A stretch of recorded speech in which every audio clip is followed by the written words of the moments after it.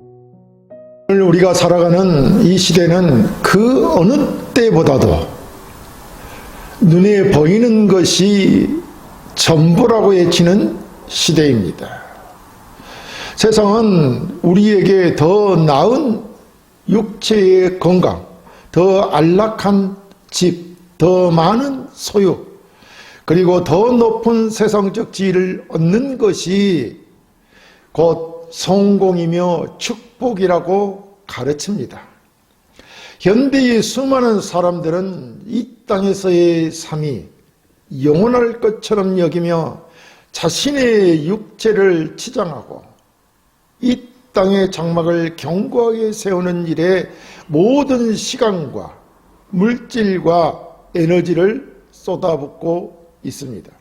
심지어 교회 안에 있는 성도들조차도 눈에 보이지 않는 영원한 하나님 나라의 영광보다 당장 내 눈앞에 펼쳐진 현실의 문제와 이 땅에서의 안위의 마음을 빼앗긴 채 살아갈 때가 너무나 많습니다.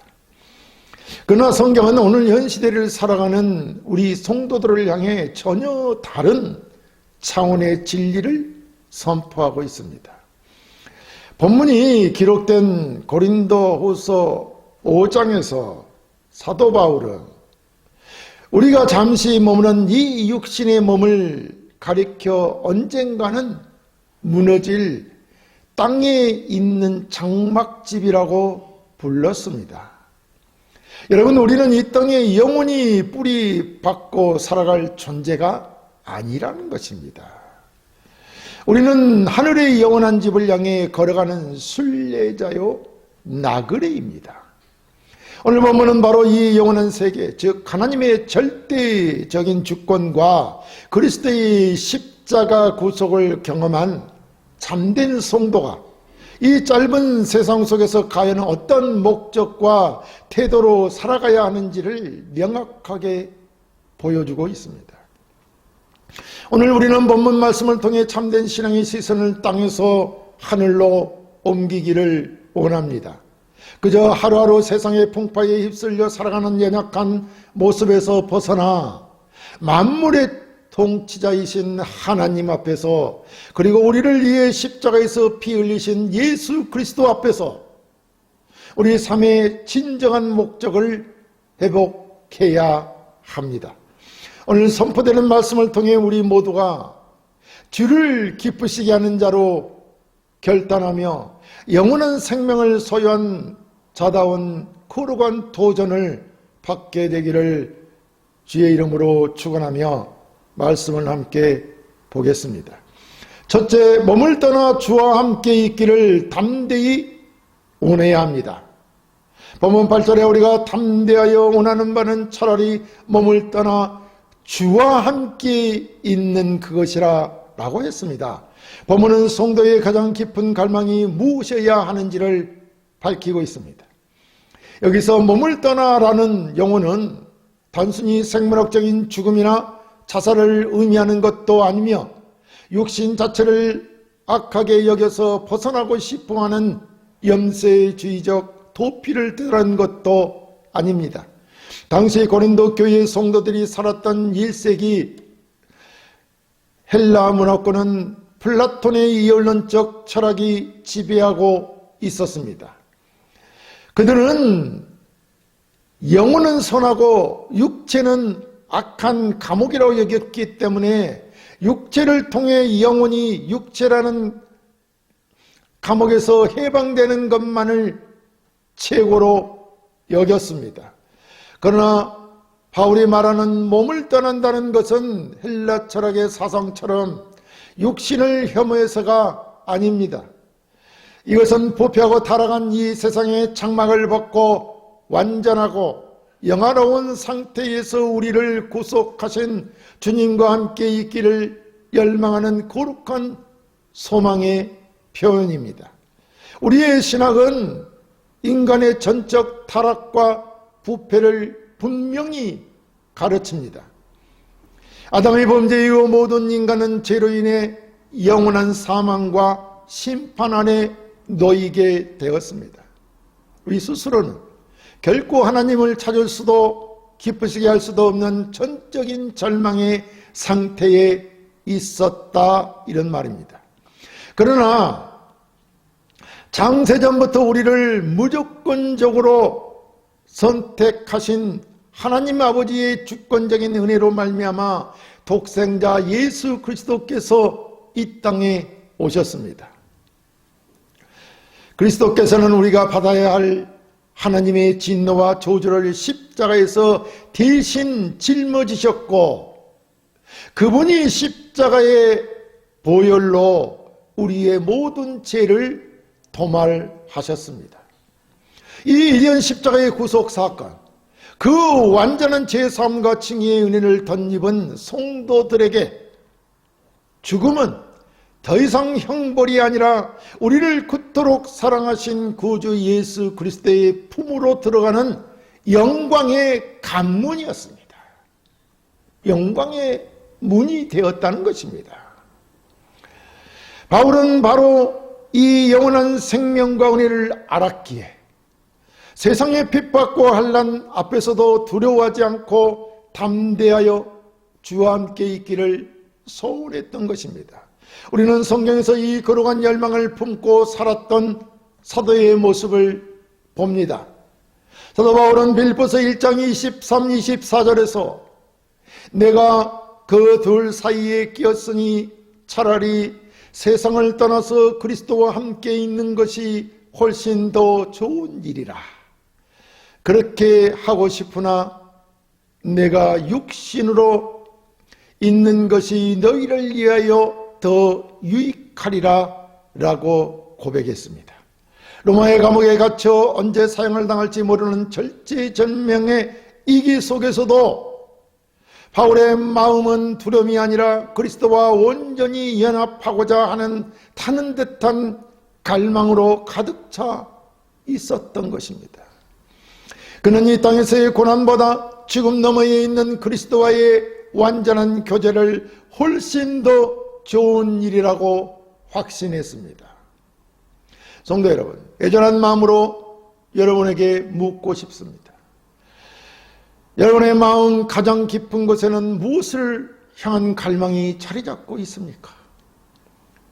우리는 이 땅에 육신을 입고 살아가는 동안 질병과 가난, 인간관계의 상처와 끊임없는 죄의 욕으로 인해 고통받습니다. 그런데도 우리는 여전히 이 썩어질 세상의 장막에 미련을 두고 이 땅에서 천년을 살 것처럼 움켜쥐고 있지는 않습니까? 죄로 물든 이 세상의 안락함을 주님의 임재보다 더 사랑하고 있다면 우리는 십자가의 은혜를 온전히 누리지 못하고 있는 것입니다. 여러분, 세상의 어떤 우상들을 내려놓으시기 바랍니다.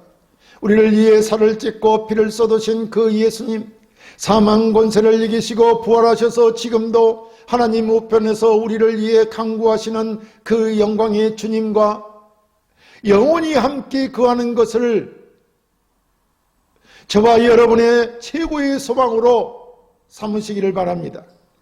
이러한 신학적 진리는 우리의 일상 속에서 실제적인 능력으로 나타나야 하는 것입니다. 오늘 병상에서 고통받는 성도들이 혹 가정에 있습니까? 사배의 실패로 벼랑 끝에 서 있는 분이 혹 있습니까? 눈물 마를 날 없는 삶의 무게에 짓눌려 계시는 분도 계실 것입니다. 그렇다면 오늘 바울의 이 담대한 고백을 여러분의 고백으로 삼으시기를 바랍니다. 우리의 참된 소망은 이 땅에서 질병이 낫고 부자가 되는 것에 머물지 않습니다. 우리의 영원한 소명은 제약된 몸을 벗고 완전한 의의 옷을 입어 영광스러운 우리 주님과 얼굴과 얼굴을 맞대며 영원한 교제를 누리는 데 있습니다. 이 영원한 하나님 나라의 생명을 바라볼 때 우리는 오늘 우리에게 주어진 현실의 무거운 십자가를 넉넉히 지고 갈 수 있는 새 힘을 얻게 될 것입니다. 둘째, 삶과 죽음을 넘어 주를 기쁘시게 하는 삶을 힘써야 합니다. 본문 구절에 그런즉 우리는 몸으로 있든지 떠나 있든지 주를 기쁘시게 하는 자가 되기를 힘쓰노라 라고 하였습니다. 우리의 소망이 하늘에 있다고 해서 이 땅에서의 삶을 무책임하게 살아도 된다는 것은 결코 아닌 것입니다. 본문에서 바울은 하늘의 소망을 가진 자가 이 땅에서 어떤 삶의 목적을 가지고 살아야 하는지 제시하고 있습니다. 그것은 주를 기쁘시게 하는 자가 되기를 힘쓰는 것입니다. 이 땅에 살아가는 날 동안 우리는 주를 기쁘시게 하는 자가 되기를 힘써야 한다는 것입니다. 여기서 힘쓰노라로 번역된 단어는 단순히 노래한다는 뜻을 넘어 명예로 삼다, 야심을 갖다, 최고의 가치를 두고 열정적으로 추구하다 라는 매우 강렬한 의미를 내포하고 있습니다. 바울이 활동하던 1세기의 로마 제국과 고린도 도시는 철저한 명예와 수치의 문화 속에서 움직였습니다. 사람들은 이 권력자의 후원을 얻고 대중의 인정과 명성을 얻는 것을 인생 최고의 야심으로 삼았습니다. 그러나 바울은 세상 사람들의 그 헛된 야망을 철저히 깨뜨립니다. 성도의 유일하고도 가장 위대한 야망은 사람의 인정을 받는 것이 아니라 천지의 창조주이시며 우리를 구원하신 주님을 기쁘시게 하는 것이라고 선언하고 있는 것입니다. 이것은 우리 개혁주의 구원론의 핵심인 성화의 삶을 정확하게 보여주고 있는 것입니다. 성경은 우리가 주님을 기쁘시게 하는 행위로 구원을 얻어내는 것이 아니라고 말합니다. 우리는 오직 믿음으로, 오직 은혜로 의롭다 하심을 받았습니다. 그러나 참된 믿음으로 의롭다 하심을 받은 자, 즉 하나님의 불가항력적 은혜를 경험한 자는 반드시 그의 삶의 방향이 자신을 향하는 것에서 하나님을 향하는 것으로 바뀌게 되는 것입니다. 갈라디아서 2장 20절의 말씀처럼 내가 그리스도와 함께 십자가에 못 박혔나니 그런즉 이제는 내가 사는 것이 아니오 오직 내 안에 그리스도께서 사신 것이라고 고백하는 삶을 살게 된다는 것입니다. 십자가에서 흘리신 그리스도의 보혈이 나의 모든 더러운 죄를 씻어 주셨고 성령 하나님께서 내 안에 내주하시며 나를 진리 가운데로 인도하시기에 우리는 구원받은 자의 마땅한 열매로서 하나님을 기쁘시게 하고자 하는 거룩한 열망을, 야심을 품게 되는 것입니다. 성경에서 이처럼 철저하게 하나님을 기쁘시게 하는 삶을 살았던 인물로 우리는 에녹을 떠올릴 수 있습니다.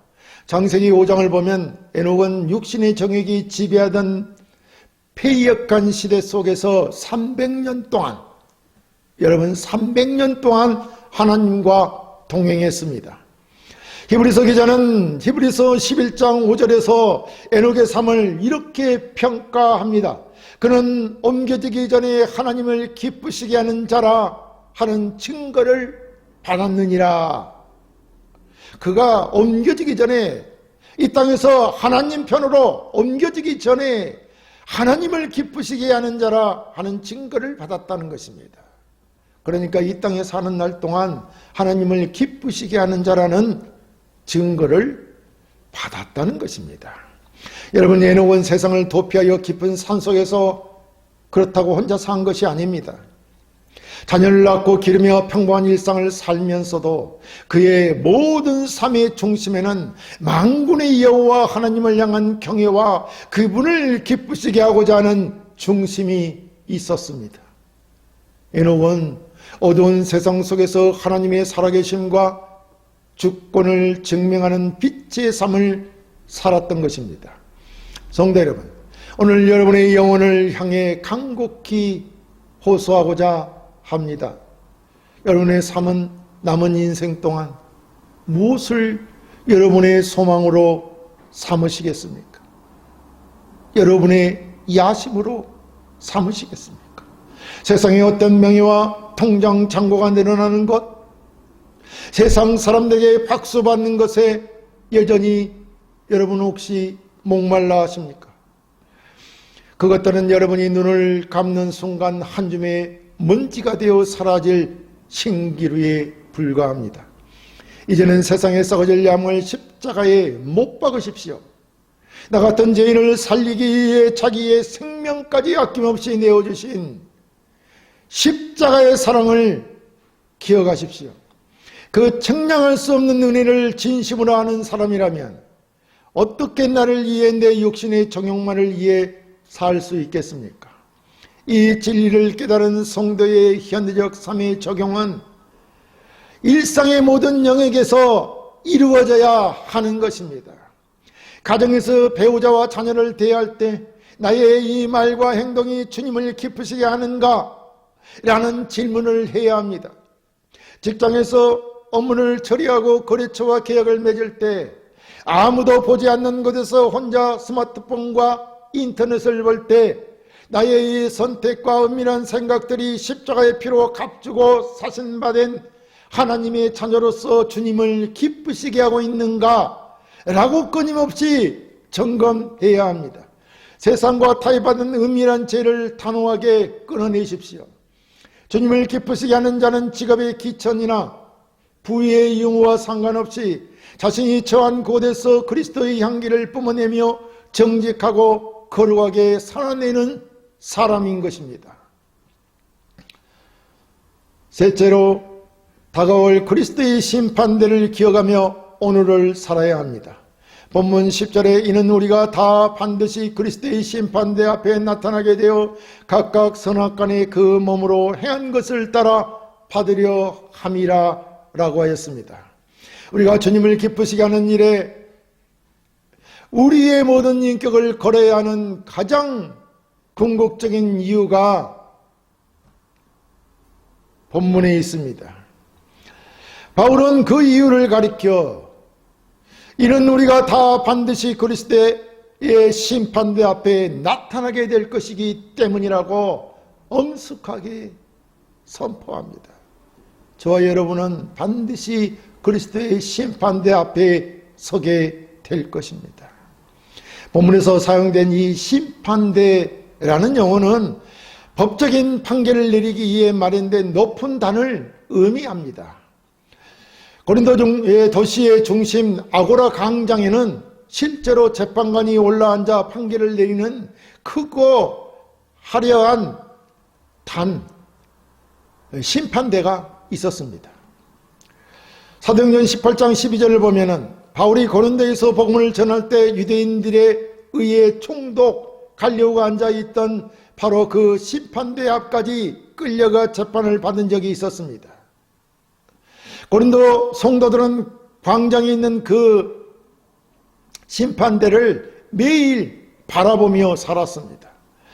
바울은 그들이 눈으로 보는 그 물리적인 심판대를 통해 역사상 가장 확실하고 위대한 영적 현실인 그리스도의 마지막 심판대를 상기시키고 있는 것입니다.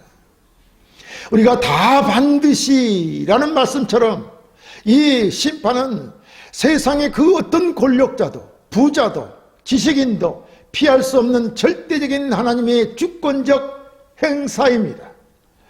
그러나 우리가 여기서 명확히 짚고 넘어가야 할 교리에 중요한 진리가 있습니다.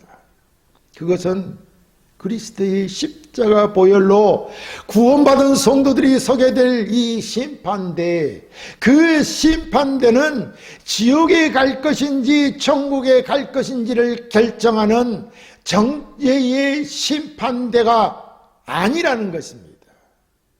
우리를 지옥에 보낼 것이냐 천국에 가게 할 것이냐 결정하는 그런 심판이 아니라는 것입니다.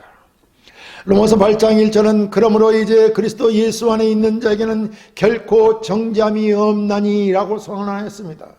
우리에게는 정죄의 심판을 받지 않는다는 것입니다. 정죄가 없기 때문입니다. 정죄함이 없다는 말입니다. 자, 우리의 모든 추악한 죄악은 이미 2000년 전 갈보리 언덕에서 예수 그리스도께서 십자가에서 우리의 죄를 전가하심으로, 전가받으심으로 우리의 죄가 그리스도께 전가되었기 때문에 십자가에서 완전히 우리의 죄가 심판되었던 것입니다. 그렇다면 성도가 서게 될 이 그리스도의 심판대는 무엇입니까? 마지막 그리스도의 심판대는 성도에게 무엇이냐는 것입니다.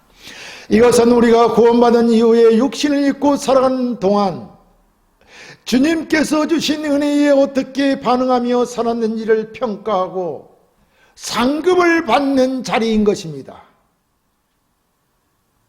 그리스도의 심판대 앞에서는 우리가 상급을 받는 것이라는 말입니다. 이것이 우리가 반드시 알아야 하는 교리의 중요한 진리인 것입니다. 우리의 개혁주의 신학자이신 존 칼빈은 성도가 받는 상급조차도 우리의 공로가 아니라 하나님께서 우리 안에서 역사하신 은혜의 열매에 대해 하나님께서 스스로 면류관을 씌워주시는 은혜의 은혜라고 가르쳤습니다. 우리의 행위는 불완전하지만 그리스도의 완전한 의로 덧입혀져 주님 앞에 아름다운 것으로 받아들여지는 것입니다. 예수님께서는 마태복음 25장의 달란트 비유를 통해 이 심판대의 원리를 분명히 보여주셨습니다. 타국으로 떠났던 주인이 오랜 시간이 지난 후에 돌아와 종들과 결산하는 장면이 나옵니다. 주인이 돌아왔을 때 5달란트와 2달란트 받은 종들은 주인의 마음을 헤아려 충성스럽게 일하며 이문을 남겼고, 잘하였다 착하고 충성된 종아라는 영광스러운 칭찬과 함께 주인의 즐거움에 참여하는 상급을 받았습니다. 그러나 주인의 뜻을 오해하고 게으름을 피운 1달란트 받은 종은 무서운 책망을 받았습니다. 여러분, 그렇다면 우리는 이 땅에서 하나님이 우리를 구원하여 주시고 우리 주 예수 그리스도의 은혜로 살아가는 우리는 어떻게 살아야 그리스도의 심판대 앞에서 이런 상급을 받을 수 있을까요? 잘하였다 착하고 충성된 종아, 이런 영광스러운 칭찬을 받을 수 있을까요? 여러분, 성경은 분명히 말합니다. 주인이 결산하러 오시는 날, 즉 그리스도께서 다시 오셔서 각 사람의 행위대로 갚으시는 그 어미로운 심판의 날이 다가오고 있습니다. 성도 여러분, 오늘 여러분의 영혼을 깨우는 영광스럽고도 두려운 이 진리 앞에 서시기를 바랍니다. 우리는 언젠가 홀로 만유의 주제이시며 공의로운 재판장이신 예수 그리스도의 불꽃 같은 눈동자 앞에 서게 될 것입니다. 그날에는 우리가 은밀하게 행했던 모든 생각과 말과 행동이 백일하에 드러날 것입니다. 세상 사람들을 속이고 심지어 교회에서 목회자와 성도들을 속였을지라도 그리스도의 심판대 앞에서는 그 어떤 이손도 거짓도 통하지 않는다는 것입니다. 영적인 깊은 잠에서 여러분, 그렇기 때문에 깨어나셔야 합니다. 십자가의 은혜를 값싼 구원으로 전락시키며 여전히 죄와 뒹굴고 있는 안일한 신앙생활을 당장 회개하시고 하나님 앞에, 주님 앞에 돌아와야 한다는 것입니다. 두렵고 떨림으로 여러분의 구원을 이루어가며 하나님 앞에 걸어가고 순결한 신부로 우리는 준비되어 가야 합니다. 이 심판대의 진리는 오늘 우리의 삶을 근본적으로 변화시킵니다. 직장에서 부당한 이익을 취할 기회가 올 때 내 감정을 상하게 한 사람을 향해 거친 말을 쏟아내고 싶을 때, 아무도 모르게 불의한 쾌락을 즐기고 싶은 유혹이 다가올 때 우리는 우리를 지켜보시는 그리스도의 심판대를 기억해야 합니다. 나아가 복음을 전하고 교회를 섬기느라 핍박을 받고 억울한 일을 당하더라도 여러분 낙심하지 마십시오. 하나님이 우리 주님께서 다 보고 계십니다. 눈동자와 같이 살피고 계십니다. 사람들은 알아주지 않아도 주님은 다 보고 계신다는 것입니다.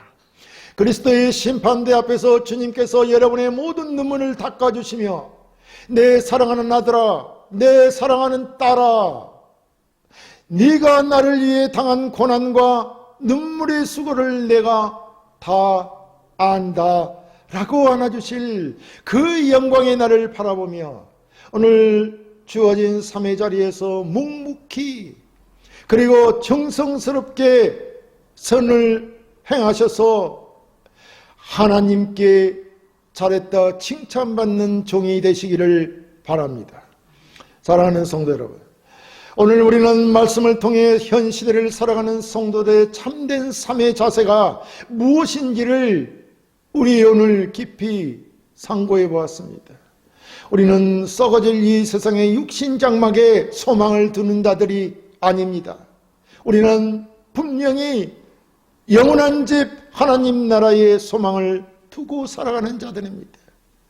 우리의 진정한 소망은 만물의 주권자이신 하나님, 우리를 죄와 사망의 법에서 구원하기 위해 십자가에서 모든 물과 피를 쏟으신 예수 그리스도, 바로 그분과 영원히 함께 거할 영생에 있다는 것입니다.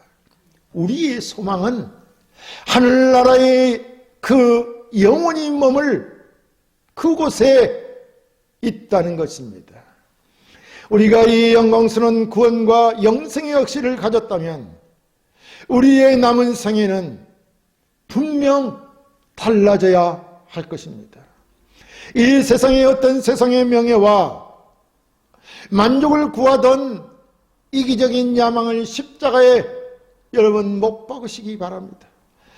오직 나를 구속하신 주님을 기쁘시게 하는 것을 우리의 삶의 가장 위대한 목적으로 삼으시기 바랍니다. 우리가 다 반드시 그리스도의 심판대 앞에 서게 될 그 엄숙하고 영광스러운 날을 여러분 기억하십시오. 그리고 정죄와 멸망의 심판이 아니라 우리를 향한 주님의 뜨거운 칭찬과 영광의 면류관이 예비된 그 심판대를 기대하고 소망하며 날마다 그리스도의 십자가를 단단히 붙잡으십시오. 오늘 여러분의 가정과 일터 그리고 만나는 모든 사람들과의 관계 속에서 주를 기쁘시게 하는 자라는 거룩한 정체성이 실제적으로 능력으로 나타나기를 원합니다. 쓰러지고 넘어질 때마다 다시 십자가의 보혈을 의지하여 일어서는 여러분 되시기를 바랍니다. 하나님께서 베푸신 그 크신 은혜와 그리스도의 십자가 사랑이 여러분의 삶을 온전히 주장하며 마침내 주님 앞에 서는 그날, 잘하였다다 착하고 충성된 종아 라는 영광스러운 칭찬을 받는 복된 성도님들이 다 되시기를 우리 주 예수 그리스도의 이름으로 간절히 축원합니다.